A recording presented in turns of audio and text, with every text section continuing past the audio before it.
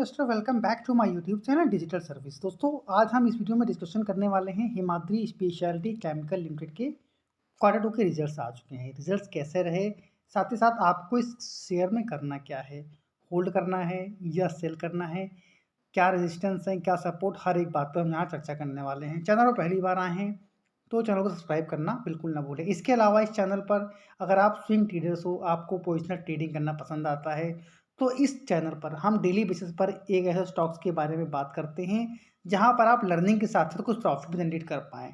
तो अगर आपको ट्रेडिंग करना पसंद है तो आप चाहो तो हमारे चैनल को सब्सक्राइब भी कर सकते हो और बेल नोटिफिकेशन को ऑन करना बिल्कुल भी यहाँ पर मत भूलिएगा। तो चलिए बिना समय गवाए वीडियो को स्टार्ट कर लेते हैं और देखते हैं कि रिजल्ट्स कैसे इन्होंने दिखाए हैं। तो हमने यहाँ पर बीएससी की वेबसाइट से इनके रिजल्ट्स को डाउनलोड कर रखा है। आप चाहो तो आप भी इनकी बीएससी की वेबसाइट पर विजिट कर इनके रिजल्ट्स को डाउनलोड कर अपने तरीके से आप एनालिसिस भी यहाँ पर कर सकते हैं। तो चलिए सबसे पहले हम यहाँ पर बात करते हैं स्टैंड अलोन रिजल्ट्स के बारे में। तो यहाँ पर थोड़ा सा स्क्रॉल डाउन करते हैं यहाँ पर, तो आप देख सकते हैं यहाँ पर थोड़ा जूम कर देता हूँ। तो यहाँ पर हम unaudited stand alone financial results की बात यहाँ पर कर लेते हैं। सबसे पहली बात आती है यहाँ पर इनकम। कोई भी कंपनी ने जब भी अपने बिजनेस को ऑपरेट करने के लिए क्या इनकम जनरेट किया है, तो अगर आप देखिए तो लास्ट ईयर इनका जो इनकम था 647 करोड़ का था। पिछले क्वार्टर में था 1048 करोड़ का और इस क्वार्टर में निकल कर आया है 1067 करोड़, यानी 1067 करोड़ का रेवेन्यू। साल दर साल या क्वार्टर ऑन क्वार्टर ज़बरदस्त तरीके से यहाँ पर इनके रेवेन्यू में हमें ग्रोथ दिखाई दे रही है। इसके बाद आता है नेक्स्ट नंबर एक्सपेंस का। बिजनेस को ऑपरेट करने के लिए इन्होंने एक्सपेंस क्या किए हैं, तो एक साल पहले अगेन 633 करोड़ का एक्सपेंस, लास्ट क्वार्टर में 1000 मान कर चल सकते हो आप, और इस क्वार्टर में भी 1001 करोड़ का यहाँ पर एक्सपेंस देखने को मिला है।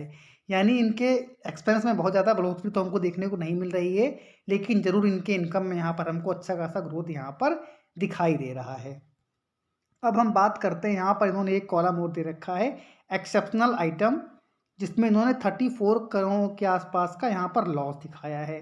तो ज़रूर इनके प्रॉफिट में हमें यहाँ पर कटौती दिखाई दे सकती है। तो यहाँ पर आप अगर देखिए तो इस क्वार्टर के लिए प्रॉफिट क्या आया है, 35.54 करोड़ रुपीज़ का, जो कि पिछले क्वार्टर में था 48 करोड़ के आसपास और एक साल पहले यानी सेम क्वार्टर में था 14 करोड़ से ऊपर, 14.5 करोड़ का यहाँ पर प्रॉफिट था। तो ईयर ऑन ईयर बेसिस के ऊपर तो यहाँ पर इन्होंने अच्छी खासी ग्रोथ दिखाई है रेवेन्यू में भी और प्रॉफिट में भी। लेकिन एक्सेप्शनल जो यहाँ पर इन्होंने लॉस दिखाया है 30 करोड़ का, जिसकी वजह से यहाँ पर अगर आप इनके प्रॉफिट में देखिए इस क्वार्टर के लिए तो हमें एक डिक्लाइन देखने को मिल रहा है। अब हम बात करते हैं इनके कंसोलिडेटेड रिजल्ट्स की। तो कंसोलिडेटेड रिजल्ट्स अगर आप देखिए तो टोटल इनकम 1067 करोड़ की, पिछले क्वार्टर में 1048 करोड़ की और एक साल पहले 647। यहाँ पर भी एक्सपेंस लास्ट क्वार्टर में 1000 करोड़ का था, एक साल पहले 635 करोड़ का और इस क्वार्टर में आया है 994 करोड़ का।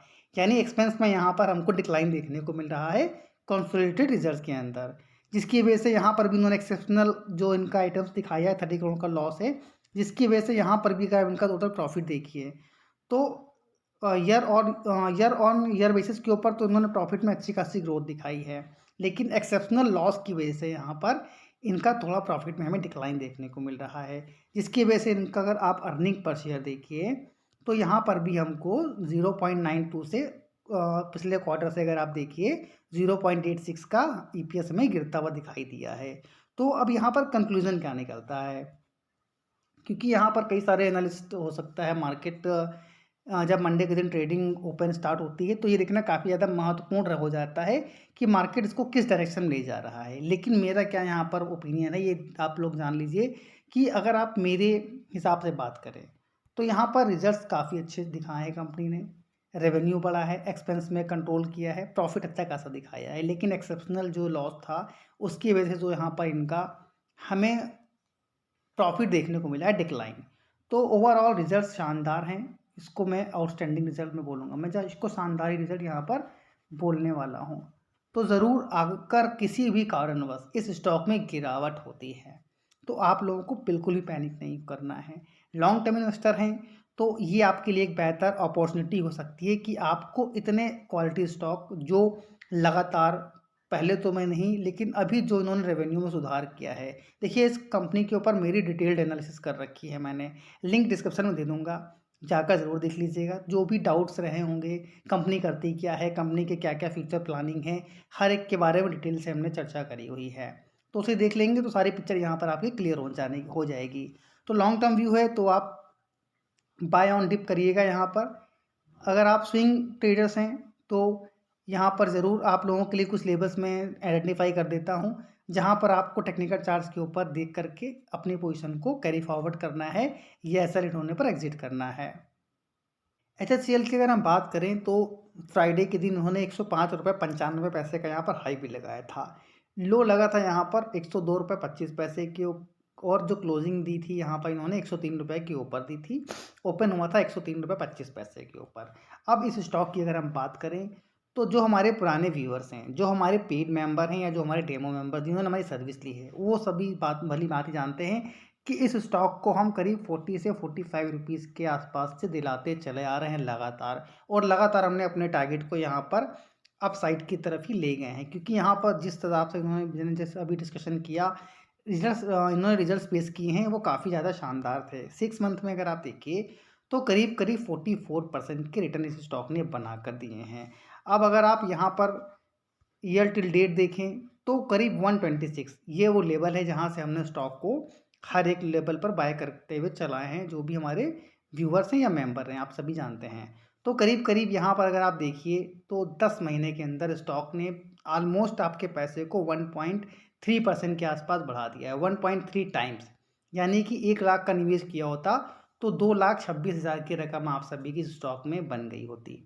तो अभी की बात अगर हम करें कि जिन लोगों ने इस लेवल पर बाय किया है, उनको क्या करना है? तो अगर अभी की बात करें तो यहाँ पर अगर आप 1 डी कैंडल चार्ट्स के ऊपर देखें, तो यहाँ पर स्टॉक में एक्यूमुलेशन चल रहा था। हर एक नीचे के लेवल से यहाँ पर स्टॉक में लगातार बाइंग आई है।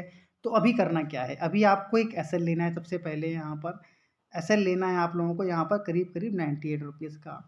होल्ड एंड कंटिन्यू कर रहे हैं तो जो टारगेट हमको दिखाई दे सकते हैं इस ट्रेडिंग सेशन में, आने आने वाले ट्रेडिंग सेशन में वो करीब 112 तक के दिखाई दे सकते हैं इस स्टॉक में।